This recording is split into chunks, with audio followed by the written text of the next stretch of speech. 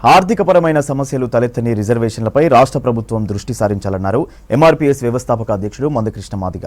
మిగులు బడ్జెట్ రాష్ట్రాన్ని కేసీఆర్ అప్పుల తెలంగాణ చేశారని ఆరోపించారు. జనాభా దామాషా ప్రకారం బీసీ, ఎస్సీ, ఎస్టీలకు తగిన రిజర్వేషన్లు కల్పించాలని డిమాండ్ చేశారు. 7% ఉన్న అగ్రవర్గానికి చెందిన 7గురికి మంత్రివర్గంలో అవకాశం కల్పించడమేంటని ప్రశ్నించారు. వికలాంగులకు ఆర్టీసీ బస్సుల్లో ఉచిత ప్రయాణానికి అనుమతి ఇవ్వాలన్నారు మందకృష్ణ.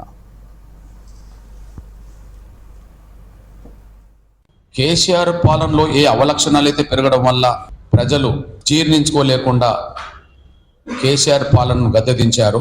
ఆ అవలక్షణాలు కాంగ్రెస్ ప్రభుత్వానికి రాకుండా చూసుకోవాల్సిన బాధ్యత సోదరులు రేవంత్ రెడ్డి గారి ప్రభుత్వం మీద ఉన్నది.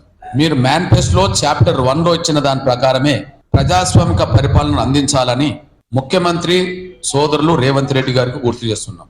మీకు కూడా ప్రశ్నలు ఎదురవుతాయి, మీ మీద కూడా విమర్శలు వస్తాయి.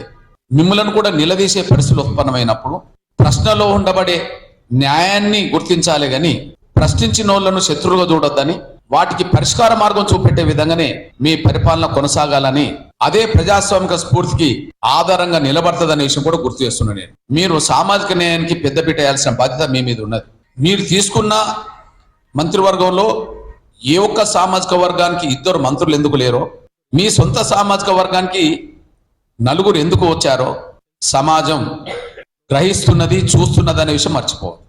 రేవంత్ రెడ్డి గారి ప్రభుత్వం ప్రజాస్వామిక పరిపాలన కొనసాగించినంత కాలం, సామాజిక న్యాయానికి పెద్దపెట్టేసినంత కాలం మా అండదండలు అందిస్తాం. కానీ ఈ 2 విషయాలను పరిగణలోకి తీసుకోకుండా అవలక్షణాలను పెంచుకుంటే, సామాజిక న్యాయాన్ని ధిక్కరిస్తే మాత్రం భవిష్యత్తులో మా ప్రశ్నలు, మా విమర్శలు ఎదుర్కోక తప్పదు. అదే సమయంలో మా నిరసనలను, మా ఉద్యమాలను చూడక తప్పదు. ఆ పరిస్థితి రావద్దని చెప్పి మేము విజ్ఞప్తి చేస్తున్నాం.